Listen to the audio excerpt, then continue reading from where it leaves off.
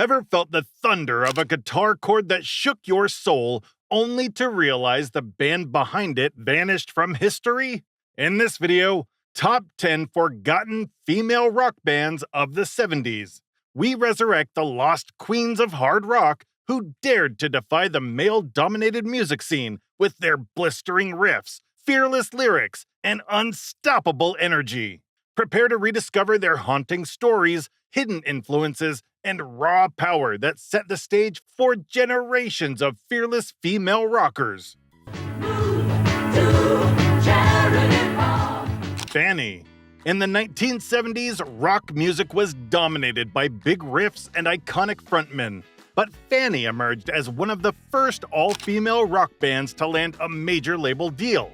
At a time when many people doubted whether women could truly rock, Fanny hit the stage with a raw, bluesy sound that made skeptics eat their words. Tracks like Charity Ball and their passionate take on Ain't That Peculiar showcased the band's power and versatility.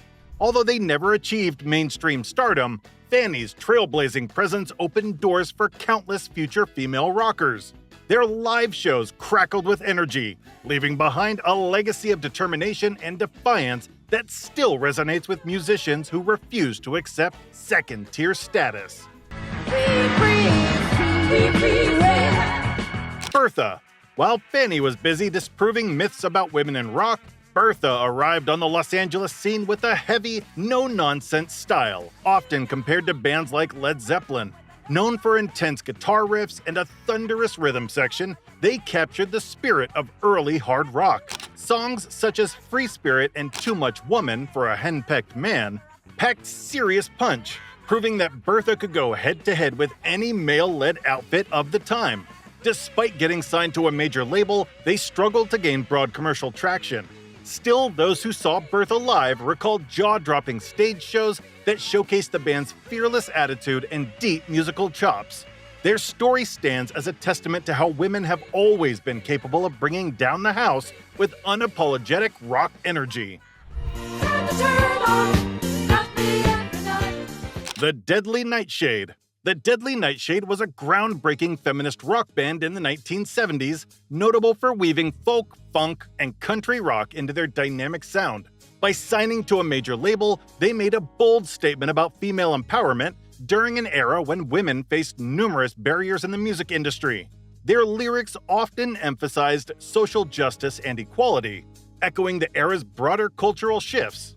Despite existing in a male-dominated scene, the group stood out by combining tight musicianship with outspoken beliefs.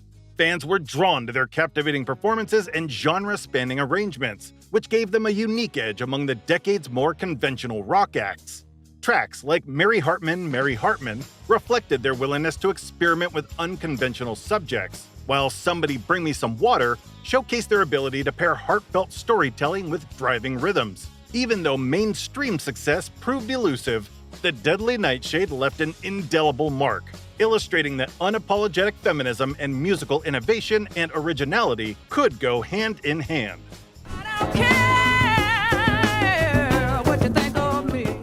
Isis. Isis was a one-of-a-kind presence in the 1970s rock scene, standing out as one of the first all-female, horn-based bands with a daring fusion of jazz, funk, and psychedelic rock. Their layered arrangements and skilled musicianship set them apart from typical rock outfits of the time, who often leaned heavily on guitar-based formulas.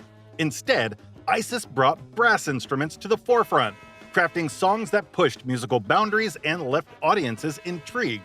Tracks like April Fool displayed their flair for weaving soulful melodies with funky rhythms, while Waiting for the Sunrise showcased an expansive, experimental edge. Though their sound was undeniably bold, mainstream recognition remained elusive, and they operated mostly in the underground scene. Even so, Isis earned respect for challenging the norms of what a rock band could be, proving that women could handle complex arrangements and deliver them with flair. Their legacy remains a testament to the possibilities that open up when talented musicians throw caution to the wind. Before it gets too late, dance, dance, dance. The Loved Ones. The Loved Ones brought a distinctively dark and moody edge to the 1960s garage rock scene, ultimately influencing the shape of punk and post-punk sounds before those genres had ever been defined. Led by the inventive Char Vintage, the band's music often featured fuzz-heavy guitars that created a raw, gritty atmosphere. Their introspective lyrics and unconventional melodies set them apart from many contemporaries who favored more bubblegum sensibilities. Despite their groundbreaking approach, they never fully captured mainstream attention, a fact that only amplifies their allure among dedicated rock historians and crate-digging vinyl enthusiasts. Tracks like Dance Kid Dance show off their ability to fuse catchy hooks with a biting undertone, while their rendition of Walkin' the Dog demonstrates a knack for taking familiar material and twisting it into something uniquely their own. Even if the group's time in the spotlight was fleeting, the Loved Ones remain a shining example of how bold creativity can echo forward through music's evolving landscape. Give yourself no time for play. Wendy and the Rockets. Wendy and the Rockets blazed onto the Australian music scene as one of the country's first female-fronted hard rock bands, forging a sound that could have easily held its own in any arena. Inspired by the seismic energy of the 1970s rock wave, they combined robust guitar riffs, driving rhythms, and Wendy's commanding vocals to generate a sonic force that rivaled their international contemporaries. Tracks like Play the Game showcased the band's ability to merge catchy hooks with heavier undertones, while Reputation displayed an edgy flair that hinted at their ambition to stand shoulder to shoulder with the era's rock giants. Even so, commercial success overseas remained elusive, and they never quite achieved widespread fame outside of their home market. Nevertheless, Wendy and the Rockets left a legacy for Australian women determined to break the mold in a male-dominated scene. Their story stands as proof that sometimes the biggest sparks are ignited far from the global spotlight and mainstream fans. The Orchids. The Orchids emerged from the late 70s UK glam rock scene as a direct response to the Runaways. Armed with brash style and unapologetically bold images, they aimed to capture the rebellious spirit redefining rock. Despite label backing that promoted them as the next big thing, the band struggled to find a stable audience. Their flamboyant stage presence and catchy hooks on tracks like Girls Are Out to Get You and Blame It All on the Night hinted at serious potential. Rapid shifts in rock trends and internal pressures cut their ascent short. Fans were drawn to their theatrical shows and slick production, with each member demonstrating genuine musicianship. While they never reached the iconic status of other UK acts, their brief spotlight is a fascinating snapshot of glam rock's all-female chapter. In many ways, the Orchids exemplify how timing and luck can shape careers, leaving behind a legacy that still sparks curiosity among collectors. They remain a testament to embracing female-driven sounds. Joy of Cooking. Joy of Cooking stood out in the early 1970s for blending folk, blues, and country into a rock format, led by Tony Brown and Terry Garthwaite. Their socially conscious lyrics tackled issues like equality and justice, setting them apart from many other female-fronted acts of that era. By combining heartfelt songwriting with layered vocal harmonies, they developed a warm, earthy tone rarely found in mainstream rock.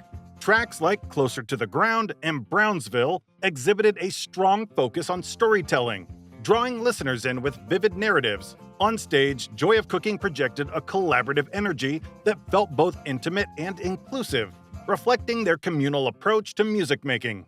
Critics often praise their ability to bridge genres smoothly, but the band never achieved the blockbuster success that some contemporaries enjoyed.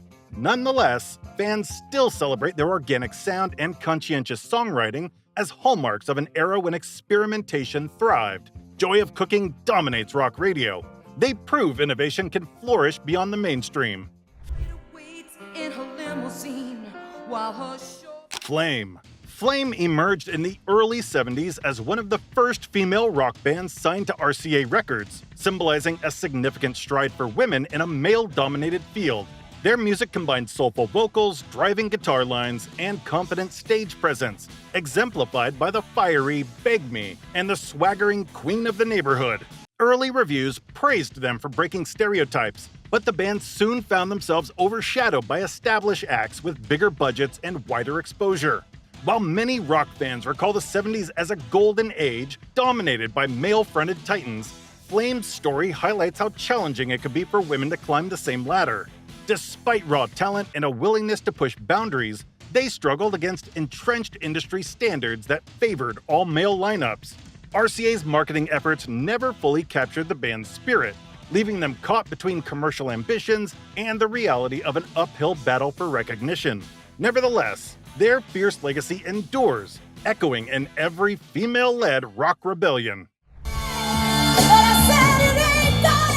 Genya Raven and 10-Wheel Drive. Genya Raven and 10-Wheel Drive emerged at the close of the 1960s and quickly carved out a niche by fusing progressive rock, jazz, and blues into an unconventional yet captivating sound. The band's origins trace back to a collaboration between Raven, Aram Shefrin, and Michael Zager, but it was Raven's remarkable vocals and vivacious stage presence that drew audiences in. At a time when female rock vocalists struggled to earn the same recognition as their male counterparts, Raven's unwavering confidence helped 10-Wheel Drive stand out among peers. Known for their collaborative arrangements and genre-bending approach, they dazzled live crowds with extended jams and formidable horn sections. Songs like Ain't Gonna Happen and Eye of the Needle exemplified their willingness to push the boundaries of rock music while showcasing Raven's soulful, commanding voice. Despite some critical praise, the group never achieved massive commercial success, leaving them overshadowed by more mainstream acts. Still, 10-Wheel Drive's fearless creativity and Raven's trailblazing spirit influenced countless artists who realized that rock could be both daring and profoundly expressive. Their legacy persists as a testament to the power of breaking barriers and forging new paths in music, and they remain a historical mark. If this trip into rock's underground heroes rocked your world, give this video a thumbs up, subscribe for more hidden gems, and drop a comment about which forgotten female band you'll be streaming next. Keep the music loud and the spirit of discovery alive.